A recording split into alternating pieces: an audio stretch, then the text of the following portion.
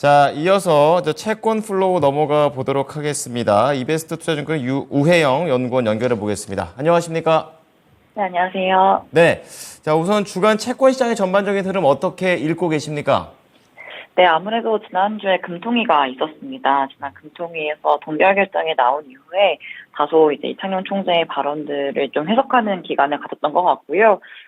주말에 있었던 14일에 있었던 대한상의에서 주최한 제주포럼에서 이창용 총재의 발언 역시도 좀 도비시했다라는 평가가 나오면서 이번 주 초반 국고채 금리는 강보합 흐름을 보이는 것 같습니다.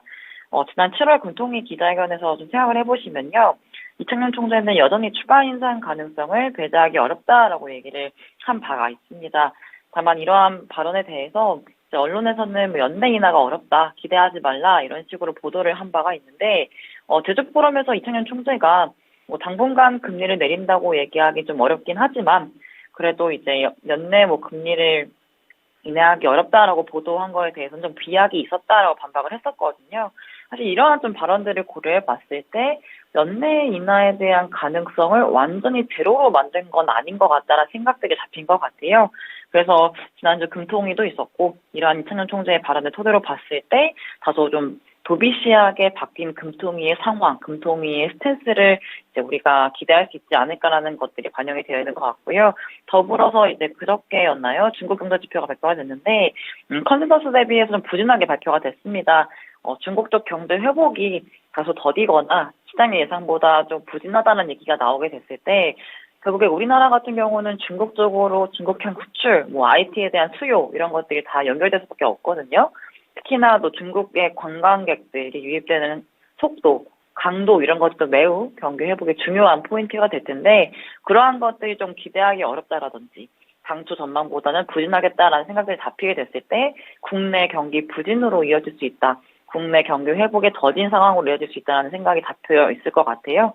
이런 것들을 종합을 해보면은 정책 전환에 대한 기대감, 더불어서 경기 상황에 대한 우려감 이런 것들이 섞이면서 국채 시장 내지는 금리 쪽에 하락 요인으로 작용했던 것 같습니다. 그래서 올해 초반의 흐름들 같은 경우에는 굉장히 강보합세, 금리가 오히려 전주에 올라갔던 것들이 되돌려지는 장세가 나타났다라고 보시면 될 것 같아요. 자, 이러한 변동성의 원인도 말씀을 해 주셨고 시장에서는 또 인하를 원하지만 금통위는 좀 더 신중한 움직임, 이런 온도차도 좀 체크해 볼 수 있었습니다. 자, 이어서 이제 인플레이션과 관련해서 이제 좀 마무리가 아니냐, 이런 얘기들도 나오고 있고, 아니면 7월 FOMC 앞두고 있는 상황에서 금리 인상은 거의 다 할 것으로 보고는 있는데 전망을 어떻게 하는지 구체적으로 좀 듣고 싶습니다. 네, 지난주에 발표된 미국 소비자 물가와 생산자 물가 모두 상승률이 둔화세가 지속이 됐습니다. 물가에 대해서 사실상 이제 연준이라든지 중앙은행들이 굉장히 중요하게 보는 지표이기 때문에 물가 지표가 예상보다 더 낮게 나온다든지 높게 나온다든지 굉장히 중요한 포인트가 될 텐데 지난주 발표된 지표들 모두 컨센서스 대비해서 하회하는 모습들도 나타났어요. 그렇기 때문에 생각보다도 이제 물가 상승률 둔화세가 잘 나오고 있구나라는 얘기들이 나오고 있지만, 헤드라인 물가 상승률 기준으로 소비자 물가 같은 경우는 2.97, 3%라고 얘기를 하지만 2%대로 떨어지긴 했습니다. 전월에 4%대에서 굉장히 크게 둔화가 됐던 부분이 있는데요. 이렇게 물가가 떨어진, 물가가 하락한, 물가가 둔화된 가장 큰 이유는 교통 부분 때문이었을 겁니다. 연료유라든지 휘발유, 천연가스, 항공료, 중고차 가격 이런 것들처럼 교통 부분에 주로 기인을 해가지고 물가가 둔화가 됐었거든요. 사실 우리나라도 비슷한 흐름들이 나타나고 있긴 해요. 다만 이제 문제는 뭐냐면요. 앞으로 물가 같은 경우가 계속해서 하락세가 이어질 거냐, 둔화세가 이어질 거냐라고 생각을 해보면 에너지에 대한 기저효과가 점진적으로 소멸이 된다. 그러니까 교통 부분이 지금은 물가를 떨어뜨리는 가장 주된 요인으로 작용을 하고 있는데 계속 그러한 흐름이 이어질 수는 없거든요. 상승률이 둔화되는 속도가 점점 더뎌질 것이다라고 생각이 되고 있고 더 나아가서 물가 상승률 헤드라인 같은 경우가 다소 반등을 할 만한 가능성 역시도 존재하기 때문에 아직은 물가에 대한 경계심을 유지해야 되는 시점인 것 같다라고 보시면 될 것 같아요. 시장에서 많이 보는 지표 중에 하나가 CME 패드워치라고 해서 지금 시장에 반영되어 있는 연준의 통화정책 전망 경로를 우리가 보는데요. 7월 인상 가능성은 거의 97%, 98% 육박을 했습니다. 거의 7월 인상은 기정사실화되어 있다라고 보고 있는 거죠.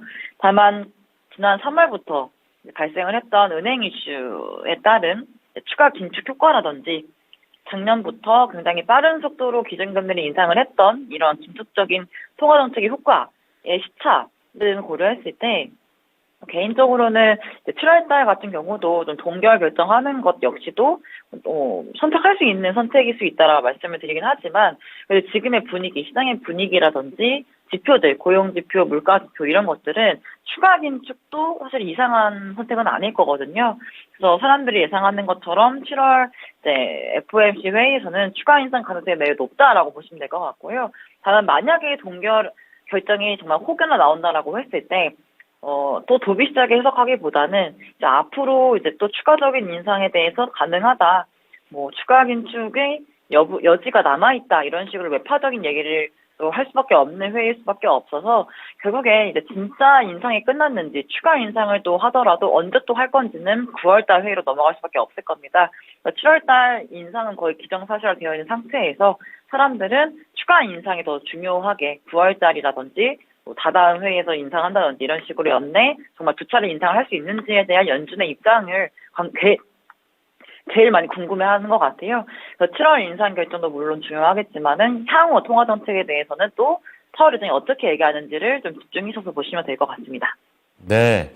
연구원님이 알려주신 CME 패드워치 지금 들어가 봤는데 7월 인상 가능성이 96이 아니라 99.8까지 올라가 있습니다. 네. 거의 확정인 것 같아요. 자, 그럼 마지막으로 채권 시장 전략 어떻게 잡는 게 좋을까요? 네, 아무래도 이번 주나 뭐 다음 주 FOMC 회의 전까지는 연준 위원들의 블랙아웃 기간이 또 돌입을 한 만큼 이제 경제지표 발표에 굉장히 변동성이 클 수 있는 시장일 것 같습니다. 금리의 상승과 하락이 반복되는 혼조세가 보일 가능성이 매우 높은데요. 다만 이제 7월 소비자 물가 상승률이 빠르게 둔화됐음에도 불구하고 7월 금리 인상이 아까 지금 앵커님 말씀하신 것처럼 거의 100%, 99%, 98%까지 올라가 있기 때문에 이제 뭐 7월 금리 인상에 대해서는 아무도 이제 당연히 받아들인 것 같고요. 그래서 경제지표 같은 경우가 어떻게 발표를 되더라도 7월 금리 인상을 바꿀 수는 없을 거다라는 식으로 해석이 될 수밖에 없을 것 같아요. 그래서 금리의 등락이 반복될 수는 있겠지만 금리의 이제 상승 폭이나 하락 폭이 굉장히 크게 움직일 것 같지는 않아 보이기 때문에 이제 뭐 추가적으로 매수를 하셔라, 매도를 하셔라는 말씀은 안 드리겠지만 오히려 이제 금리가 등락이 반복되는 혼조세를 보일 수가 있어서 이미 가지고 계신 분들이라면은 그냥 보유하시는 전략을 선택하시는 게 나을 것 같고 만약 추가적으로 새로 들어가고 싶다라고 생각하시는 분들이 있으시다면 7월 FOMC 끝나고 금리의 움직임들이 조금 더 명확해졌을 때 진입하시는 게 좋을 것 같다라고 말씀드릴 수 있을 것 같습니다. 네. 약간 시간이 지나야 이런 물 위에 떠있던 이런 모래 같은 거 좀 가라앉으면서 보일 것 같습니다. 이러한 내용도 잘 참고하겠습니다. 감사합니다. 네, 감사합니다. 네. 자, 오늘 채권 플로우는요, 이베스트 투자증권의 우혜영 연구원의 전망을 들어보셨습니다.